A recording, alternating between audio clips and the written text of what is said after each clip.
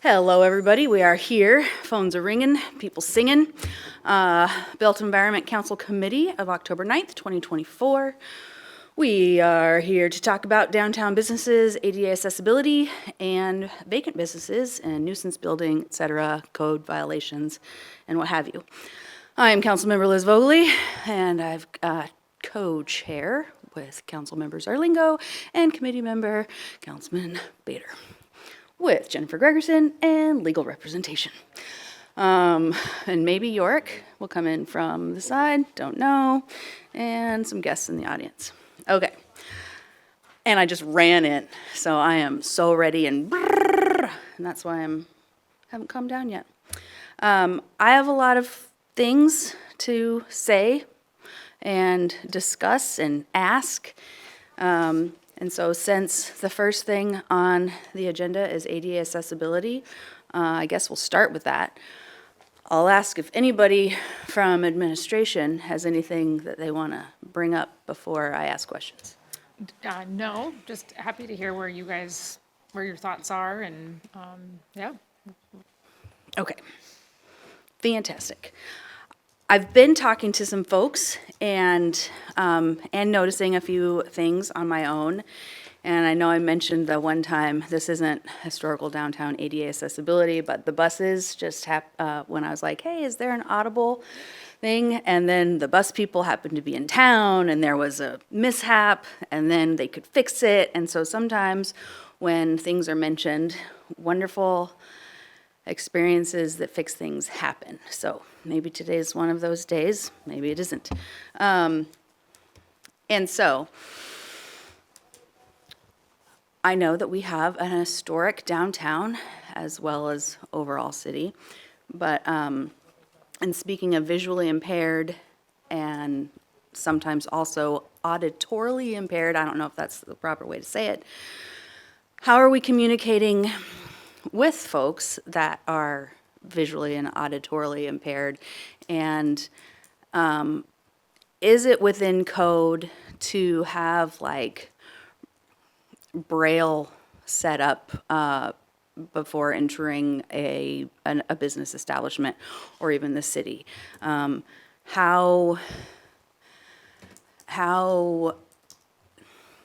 possible is it to make policies, or is that more of a federal level thing? I don't know that I've ever noticed Braille anywhere except maybe at the library, but then again, I can hear really well out of one ear and nothing at all out of the other, and I can see pretty well. I'm getting older now, so I guess that's less. But, so Braille isn't something that I would recognize. And so I'm wondering if anybody else has recognized Braille in our downtown businesses or have anything to say about it. I haven't noticed it, but similarly haven't been looking for it. And I can note it as something to look at how the ADA, federal regulations interplay with what is in our code. So. Okay. I mean, and even since this was kind of a quick, oh my gosh, hey, who wants to have this meeting? And I'm like, I do. We can also go through and like type in, hey, how do we do stuff? Because the public can learn along with us. I am okay with doing that, but Bader. Yeah, thanks. Just wanted to ask, David, I obviously didn't expect a briefing on, but do you have any, in your experience, outline what ADA accessibility is required, first of all, as we kind of move down between required, desired, and Not with regard to Braille, no. in regards to any, since this topic was kind of just ADA accessibility, any information you can share with us on other accommodations? Typically, ADA accessibility means physical accessibility, where you see the doors that are wide enough and, it's curb cuts and that sort of thing. But I don't have any information on the interaction between ADA and Braille. Yes, please. I have heard in passing, but I don't have a really credible source that provision of Braille is a spotty thing and sometimes not terribly useful, because even where it's going to be placed to be found, if you're very limited vision, you might not, where other than standard places where this might be in an elevator, for example, in terms of a business, how does that business provide Braille? Where would those needing it be looking for it? Is that the way to serve them? And that, I think, to make reliable policy on that, in addition to whatever federal or state requirements are in place, probably means getting some real expertise beyond the limited stuff that I have. That's a really good point, because some of the comments that I have received, or have actually gone looking for, really, that's an exact problem. Like, where is it located? And if you're blind and trying to figure stuff out, and it's not in a uniform area, that can make you already don't know where you're going necessarily, or don't know where to look for where you're going. So, just keeping it on the left, yeah. I'm thinking that perhaps there are associations for those with disabilities who would be interested in giving a presentation from the standpoint of the people really navigating this stuff, because as with a lot of these things, the practical version of something versus maybe the idealistic or the idealized version of it, if we know what experience we're actually having by community members who are experiencing disabilities, I'd love to hear that, where we, especially where we can try to match what we have resources and to do with what would be most important. I just learned recently that the bumps on something that the city does have an enormous part to do with is creating ADA accessible ramps, walkways from sidewalks through streets. Since we don't have the raised up, we got to go down and back up again.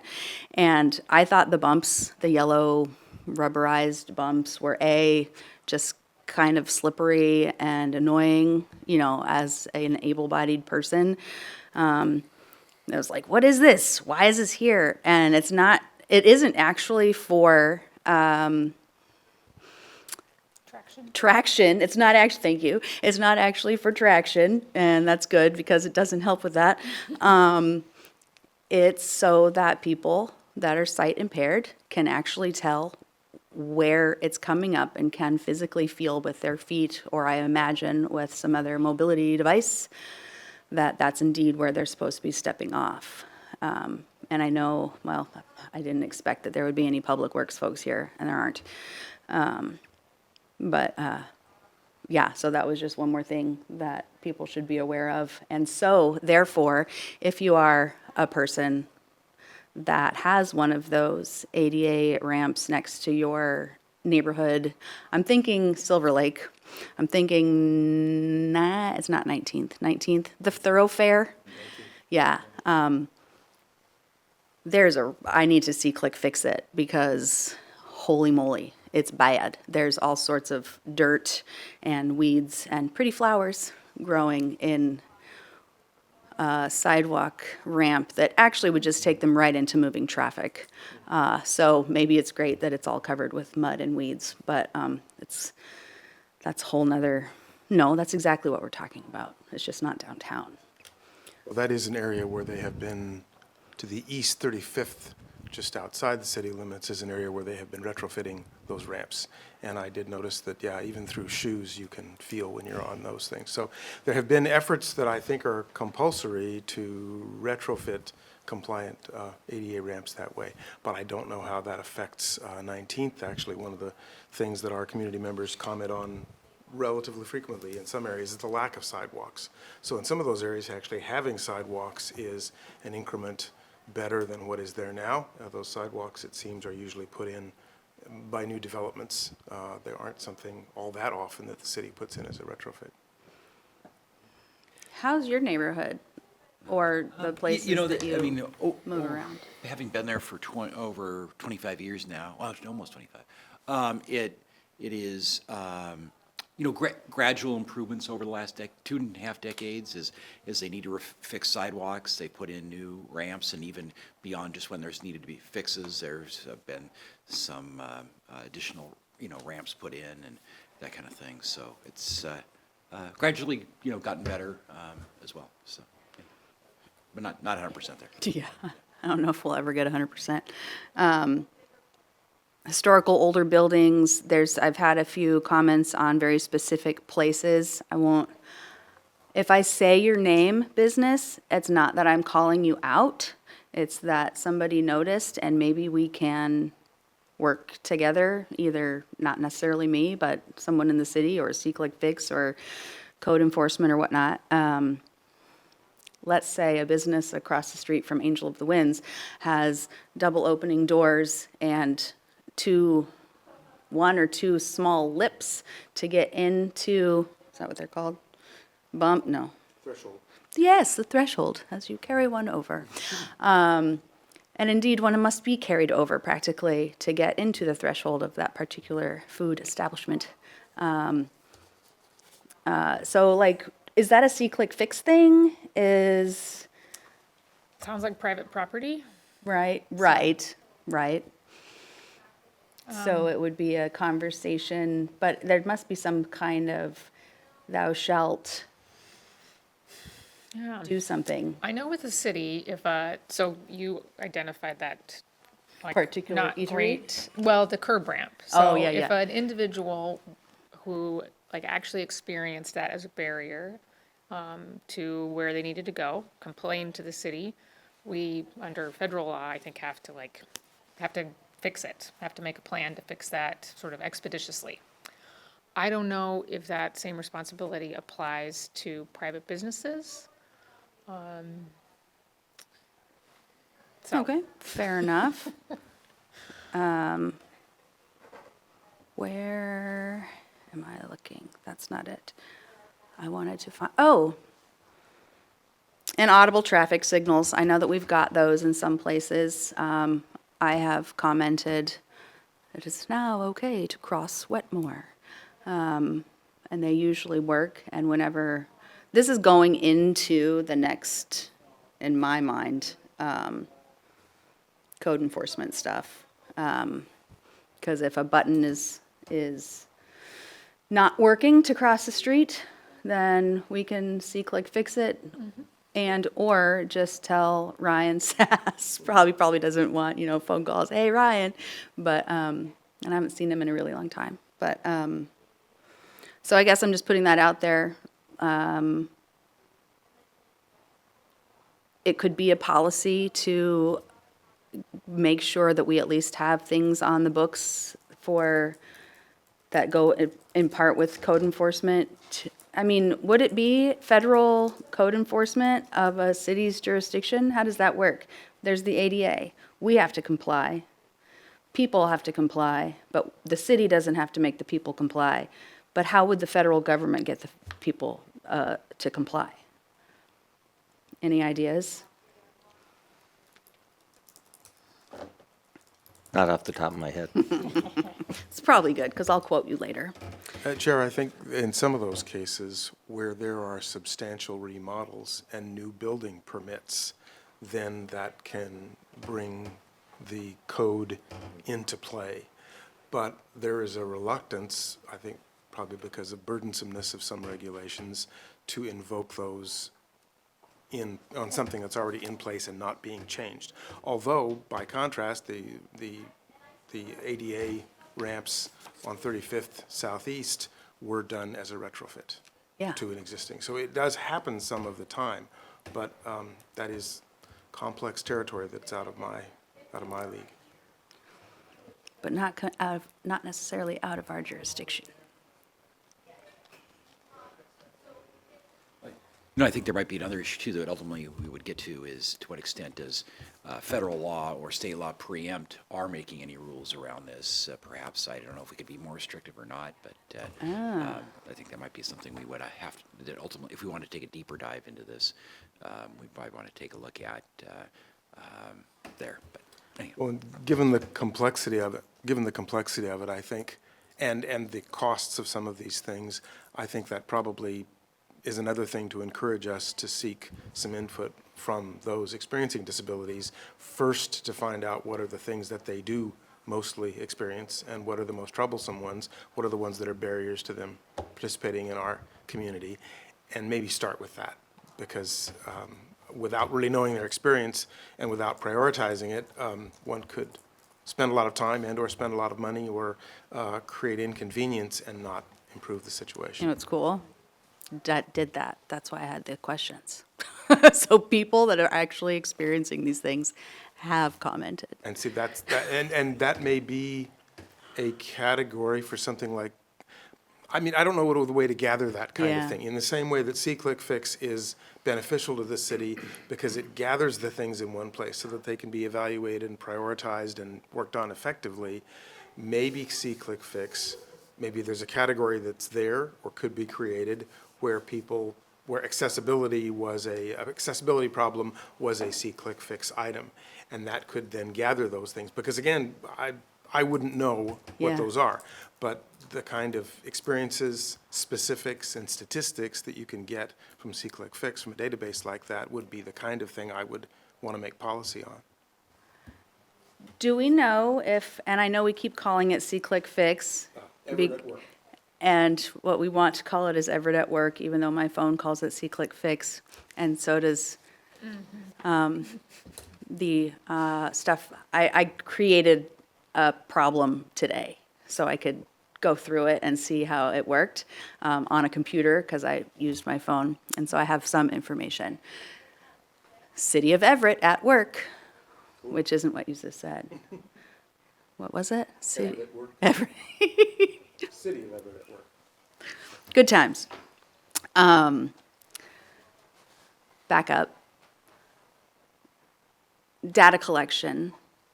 How much data from Everett at Work / See-Click-Fix is, I know it's recorded initially because somebody has to get the email, but how long is the information kept or available?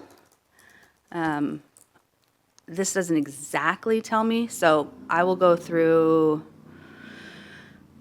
Let's go through how to lodge a complaint.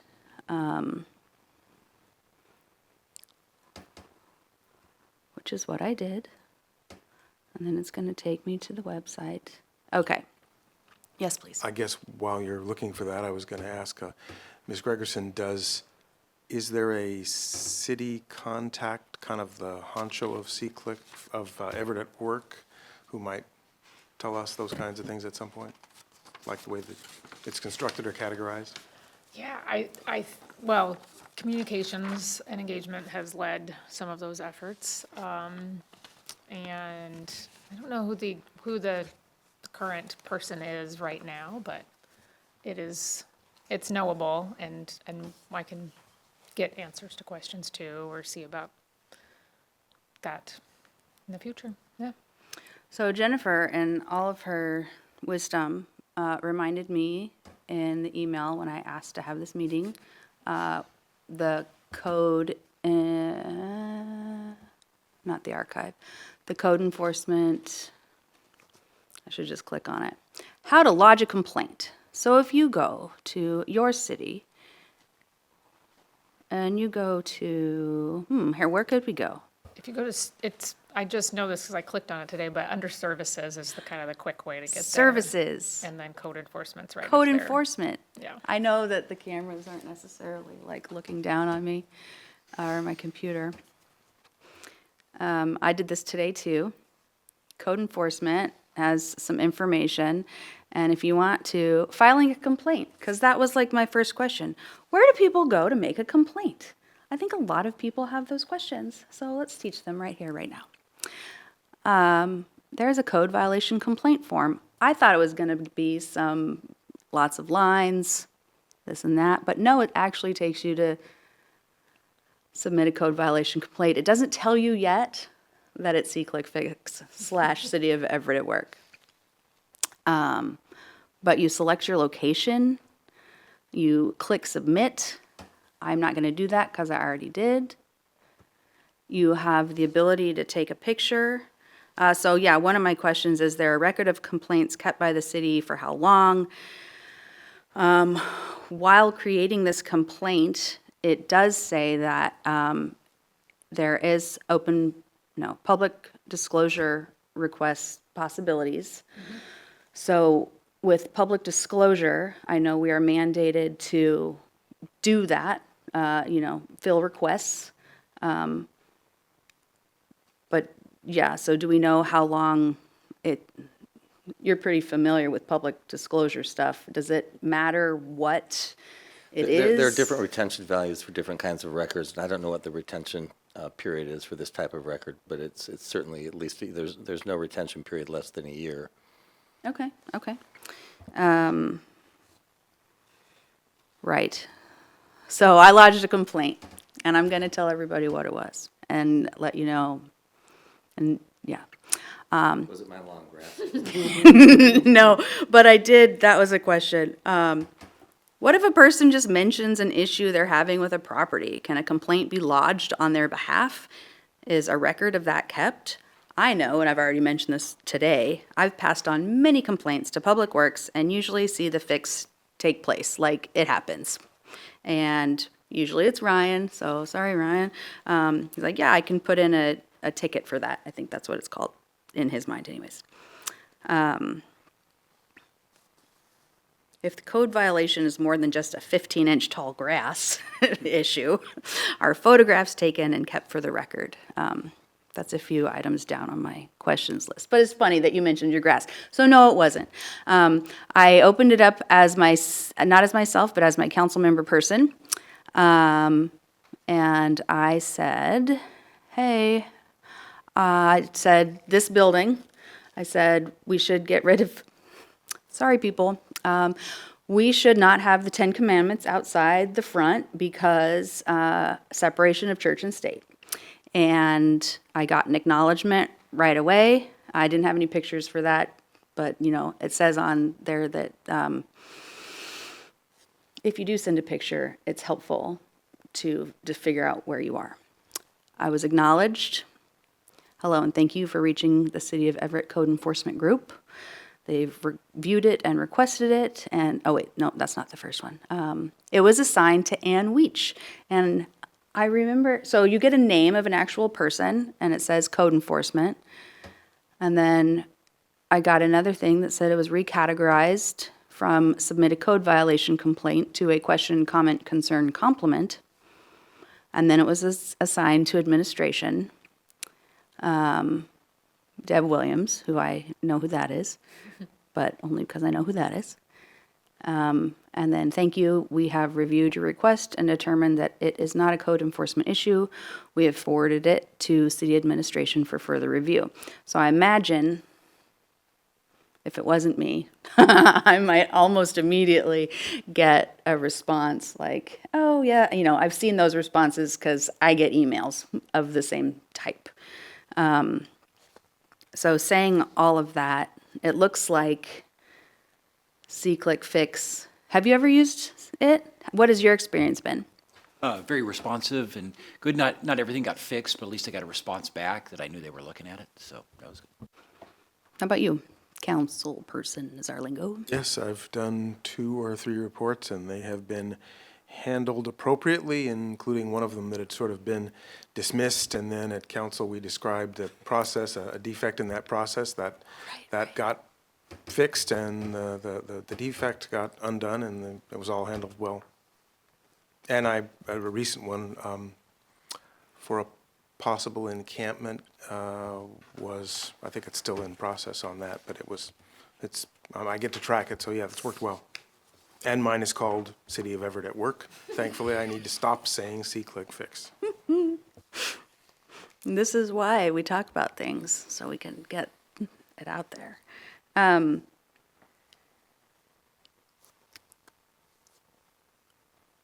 At what point does code enforcement, and so there's code enforcement, you know what, I have a couple of examples. At what point does code enforcement go out and speak with a property owner? So it's not the city. It's not that there's a broken sidewalk and the city needs to fix it. It's that there is an RV on the street, which is, again, that is the city. It is an okay, and then under what circumstances might a different department team member visit the violator? And so my example is, there could be animal control, police, and code enforcement. Those are all three different departments. In the case of too many livestock on a property within the city. It's not the city's property, and yes, I know about this personally, I know what property that is. and it wasn't even a rooster. Nope. And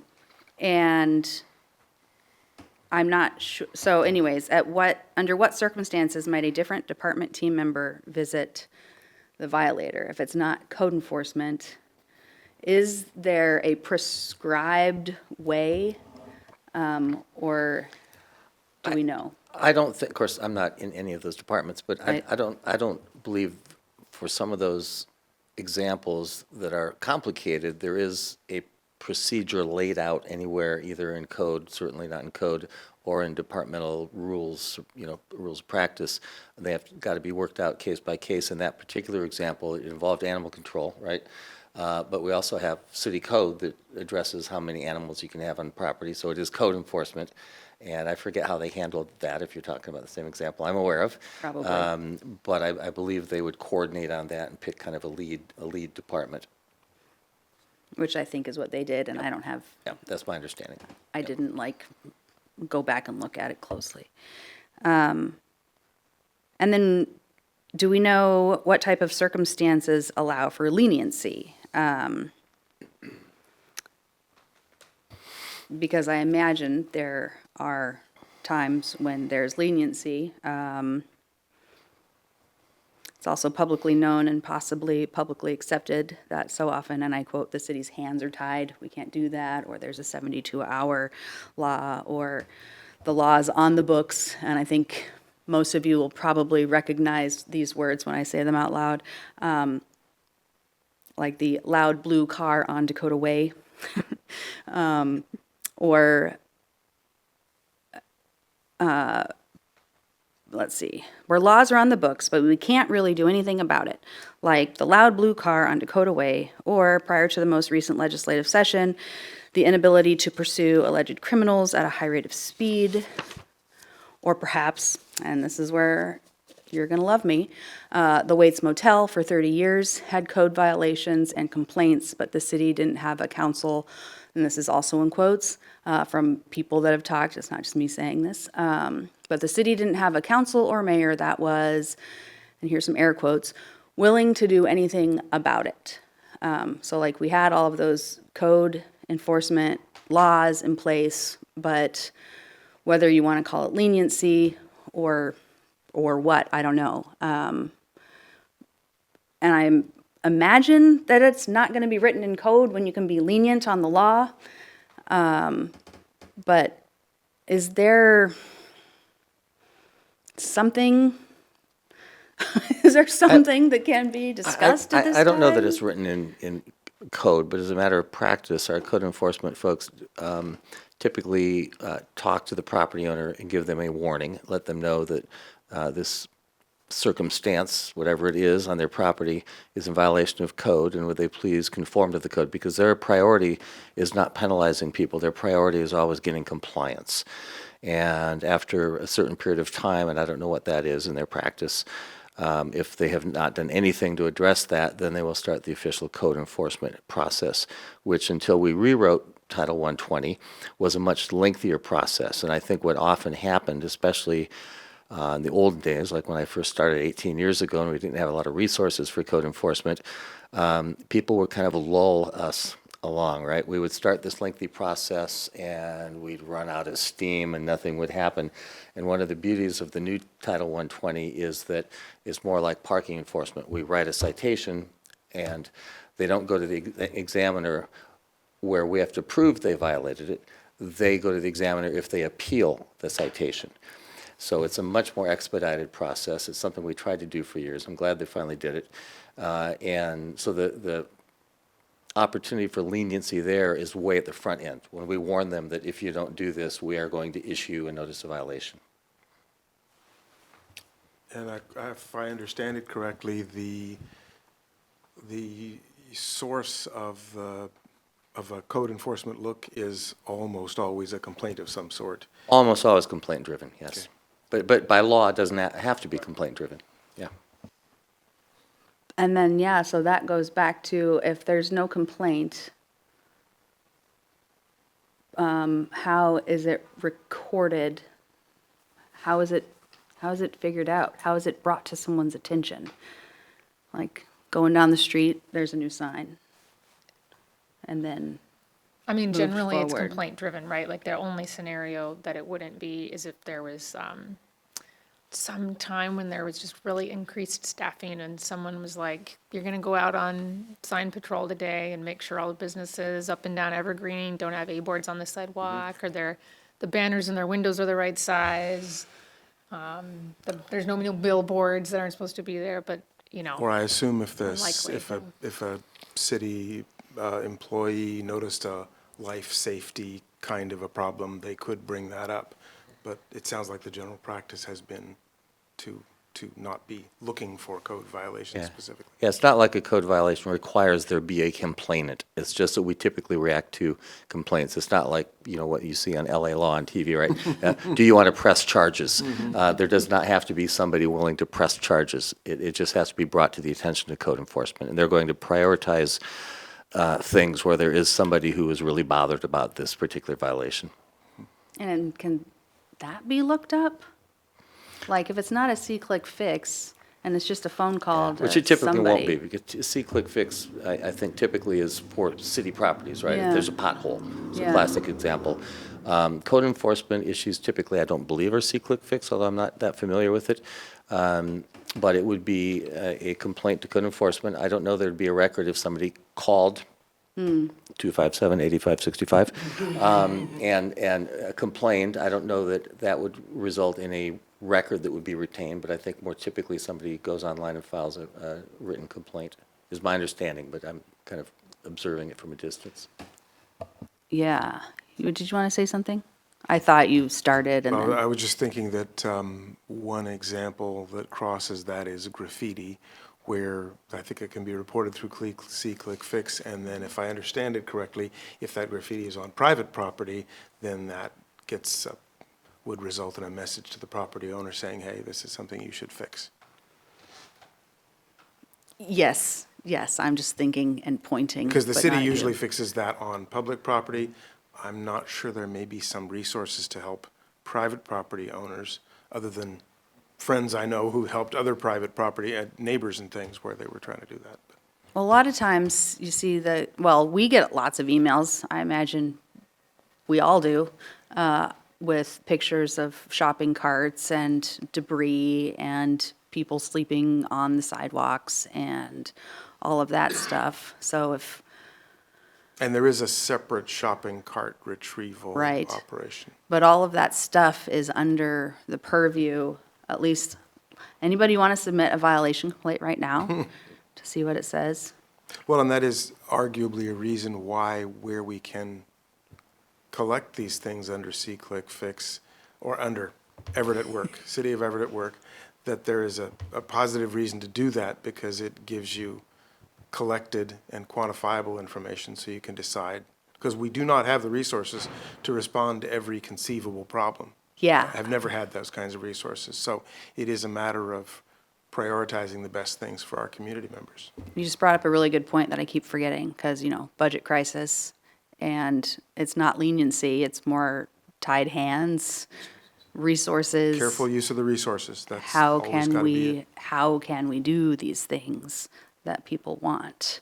And that's one of the beauties of the rewrite of Title 120 is it was very resource intensive under the old code. And they can handle larger, I mean, not an infinite volume, but a larger volume of complaints and enforcement actions with the same resources now under the new 120. Okay, I'm going to complain about 2930 Wetmore Avenue. I'm going to confirm the location. Right over there. I have let's see. So please use this form to report a complaint about zoning violations, building without a permit, junkyard conditions, travel trailer occupancy, overgrown vegetation, sorry, grading without permits and land use issues. The more specific your information, the better we will be able to process your complaint. So it's almost like those things, hearing those things, that's a code enforcement, but it sometimes doesn't end up being part of the code as a complaint is what I'm hearing. I mean, it's not like you're stopped if you say, my neighbor's backyard looks crappy, right? Well, actually, that probably would be kind of code enforcement. But, like, I wish, it doesn't stop you. You could write in anything in that description, and you could choose any category, Oh, yeah, you've got the categories up. and then just scroll down. Ah, okay, There you I gotta go. keep scrolling. So it allows you to submit whatever it is, either in the web interface or in the app, and then you see the assignment. So that's what you saw with that Yes. practice complaint or actual complaint that you And submitted. I don't, And a lot of them that are, a response to that is sort of there's not a city staff person that would reply to it, right? So that's why it gets sourced up to the mayor's office, to Lucky Deb. But there are a lot of things, certainly like hole in a fence, pothole, missing piece of curbing, that aren't a code problem. They are simply a operating a city kind of a thing, the events that go on. So once again, for something like City of Everett at Work, then there's a benefit in collecting those things together. The system seems fairly flexible that way, which is why I am encouraged about the possibility of using that to collect some of the accessibility, handicapped accessibility difficulties, because it sort of fits that way. And it doesn't create a new process, doesn't create a new interface, doesn't create a new download that somebody's got to put on their phone. I was hoping to see if I went way off track or only slightly. And Liz with papers means lots of looking, but I found it. Vacant businesses and nuisance buildings, okay, yeah. All have to do with code enforcement. And I think I missed the super important other committee meeting that I really wanted to be at, that we might have had some of that information from. I know Councilmember Ryan is quite often speaking about, and I am too, the derelict buildings downtown and the shoddy look of them that does not invite, what are the words that we use? Doesn't invite well-traveled, vibrant street life. Oh, I bet it's here. Maybe not. Yeah, so like there's a building, it's fallen down. It has created a haven for debris and whatnot, and I don't know if, anyways, what do we do about that? That's not a leniency thing, do you have any buildings or thoughts about bringing this up as some kind of, let's get these business owners to fix their stuff? I guess my first question would be, what's the current code or requirement for vacant businesses, and does it apply just in downtown, or is it throughout the city? It depends on what the problem with the vacant business is. If there literally is a building that has fallen down, I think you have probably a lot of remedies that Tony Lee could talk to you about. But if it's simply a business that has been vacant for a long time with a window with no display in it, which creates a kind of black hole in the middle of the block, I believe we still have on the books our vacant building ordinance, which we adopted about 15 years ago, which requires, and it's, I think it's been a resource issue the reason people aren't walking around downtown enforcing this. But I believe we still have an ordinance. It requires owners of vacant buildings to do one of several things in their window, either put a display up front, or paint something on the window that is attractive, and, you've seen those, but more like a window mural. I just don't, I know at the time that we first adopted that, we had somebody who was both walking around inventorying those buildings and then also inventorying buildings for our building maintenance code, which was also new at the same time. I think we adopted them at the same time. But that was many, many years ago, and that was a special fund set aside for one person that we hired full-time to do that. And then I'll just add that, yes, Councilmember Ryan has mentioned vacant storefront policy as an important issue, and planning department is likely to take the lead on developing a code around that, but their priority right now is the comprehensive plan periodic update. So I think once that's done early next year, they'll be able to free up some time to work on that.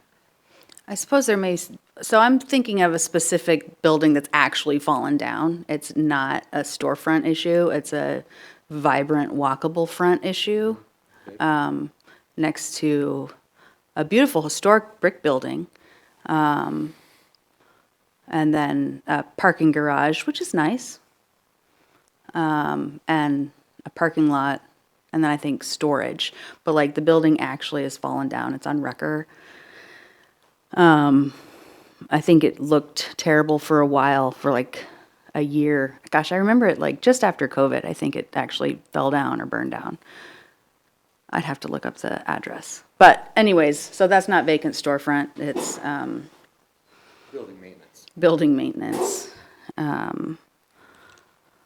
This is not it. I don't remember where I was going with that, except for that maybe it's for sale now?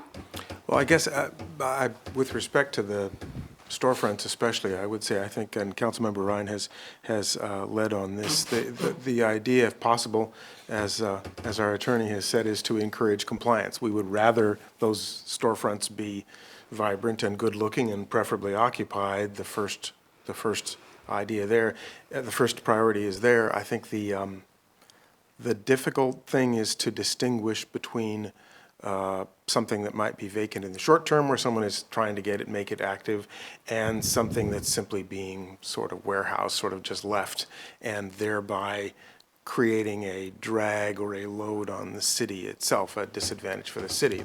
That's the kind of thing we'd want to act on, and I believe there are some sanctions in that, but they are relatively rarely used. Jennifer mentioned the comprehensive update early next year, where some of these items can come into play and have a few changes if possible. What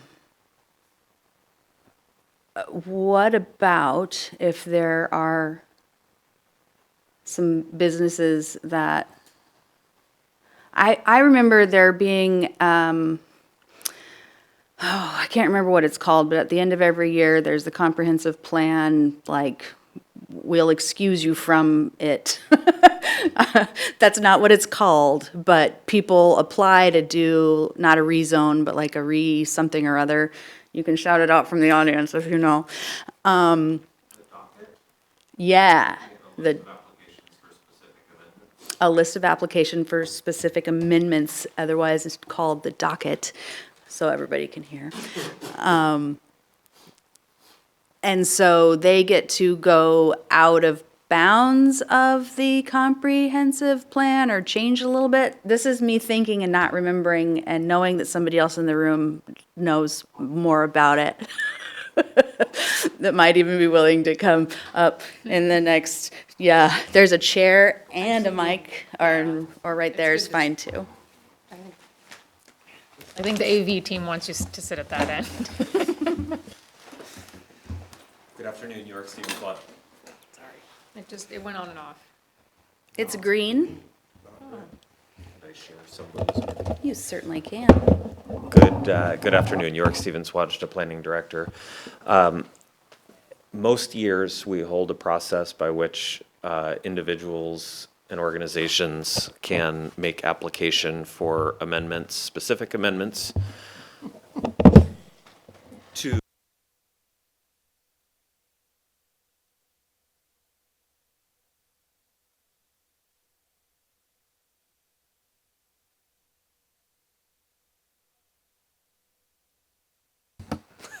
staff in the city as well can participate in that. Then the list is brought to staff for a recommendation, the planning commission for a recommendation, and then ultimately to the council for a decision. So it's a way that if a member of the public would like to really force a decision by the city, they can do so. Of course, the council and staff can make amendments to the development regulations at any time. Comprehensive plan amendments are limited to once per year in a batch. And that batch time has come and gone, is that correct? Or if it hasn't come and gone, there's no time to get it started and to be within that docket for this year. Is that accurate? Right, we consolidated the docket for these 2 years. The Park District was last year's sole docket application. We consolidated, and because we're doing the periodic update and doing a complete overhaul of the comprehensive plan, that is the docket for this year. We will have another open call next year. When that is, we'll have to have sufficient distance from the periodic updates. I would expect it to be late in the year, but we will take in those requests and start working. I think we've even had an inquiry on how to accommodate this process. And the birthing center was not a part of the docket. We just, as a council body, changed the ordinance to allow for something. Yep. The comprehensive plan is limited to one amendment package per year. Development regulations, zoning can be changed at any time by the council, And by any time. any Wednesday night. With 3 readings, and does it have to go by the planning commission first? There's process before that. Yeah. Okay, which I think I knew that already. I was watching the 5:48, yes, I know the time, now because I looked. I was watching the birthing center planning commission meeting, talking about the regulations changing for clinics and social services, and, now, I looked at the code and it's already updated. Birthing centers is in there. I was impressed. So kudos to whoever did that. Let's see. I had a point. Planning commission? What's that? Planning The commission planning recommendation? commission, they were quite curious about the social services aspect.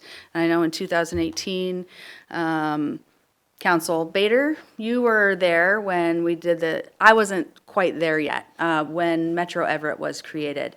And we, I say we because I'm on council now, prohibited social services and clinics in the downtown core, now called Metro Everett. At that time, also, you weren't there, but planning director, can't remember his name right now. Thank you. Changed it so that we were ADA compliant by taking the different notices about what type of clinic it is. I have it written down. I'd have to go find it, and it would take 10 minutes. My point is, there's a business right now that should still be in Metro Everett, but it's non-conforming, let's say. The comprehensive, I was getting back, the planning commission was curious about why that particular prohibition even existed, and that it was a good idea to look into it soon. But since we're going through the comprehensive plan, let's do that first. But there's a business that it's too late. It will be too late for the comprehensive plan, but it's still necessary now.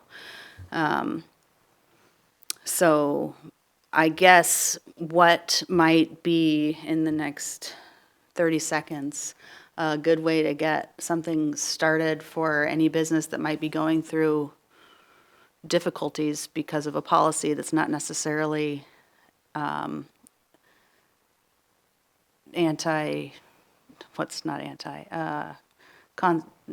constitutional. Unconstitutional. Anti-constitution. Yeah, so it's not unconstitutional, it's just bad policy, inhumane, really. So, when might the planning commission, since you're here, and you get to be at all of those meetings, do you remember that? Do you remember them talking about that? And I do, when, do you know when that might be coming up again on their agenda? I don't know that we are going to initiate that full look at that use as part of the periodic update or with the planning commission. I heard them and I hear the concerns about it. I think the council has a path that was demonstrated by birthing centers on how you can move legislation through.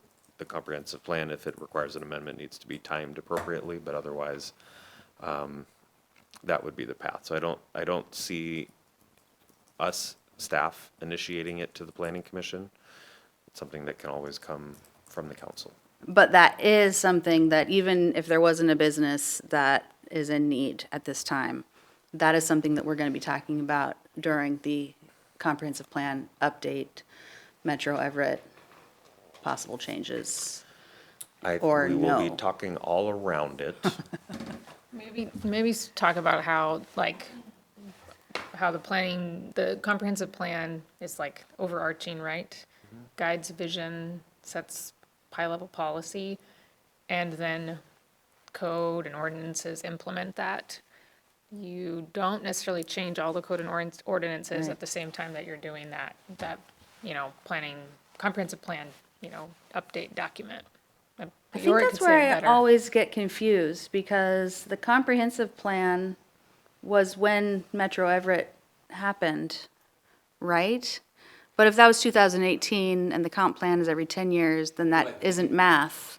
There was Regulation. it was an off cycle or something like that. Yeah, sub-area plans, I wasn't gonna get into the details of it. A sub-area plan and some capital facilities planning can go off-cycle. So Okay. if you're adopting, let's pick a neighborhood, and if we were to do a specific sub-area plan for that, you could adopt that in July, even if your comprehensive plan cycle was every December.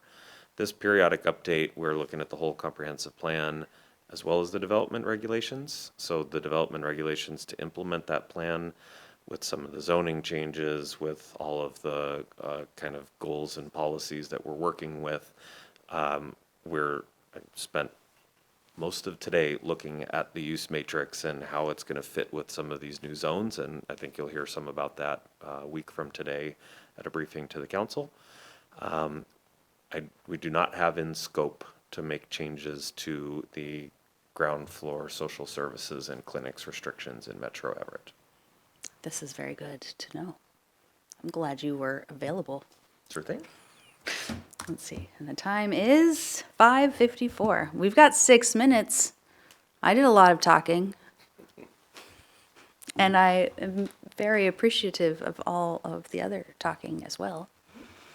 What are you thinking over there, Councilmember Bader? Well, certainly, if we look at any changes, obviously, I assume there's outreach that goes on, and obvious stakeholders that would be approached, and or at least alerted that there's. Absolutely, yeah. So as the details get penciled in on the overall periodic update, we've been doing a lot of reaching out and visiting neighborhood associations and holding open houses, and then the planning commission. I always like to remind everybody that's probably the best single place to keep abreast of the update, our website as well. We'll continue to do that, especially as details emerge. We'll make sure to share all of those and get ample time for feedback before and during the council phase. Do we treat downtown Everett as kind of a neighborhood itself as we go through this? Yeah, yeah. And I'll say for the most part, because we did Metro Everett planning not too long ago, that is not our focus of revisiting a lot of that in this periodic update. We're focusing more outside of Metro Everett, just with the capacity that we have and the fact that so much energy went into it 5 or so years ago. It seemed like that should be in a decent direction 6 years ago. Other parts have been a little bit longer. So that was in the scope from the beginning, not much change to Metro Everett. But here we are. But here, yeah. Okay. We'll see how the project progresses. Thank you. It is 5:56. As a reminder, if you have a complaint, whether it is code enforcement or other, or a compliment even, or you just want to see if anybody will respond to you, because as I like to say, you are not alone. Go to everettwa.gov and services and code enforcement, and there you will be led into the arena of talking to someone on the staff level about what can or cannot be done. And unless anyone has any closing remarks, then I shall adjourn.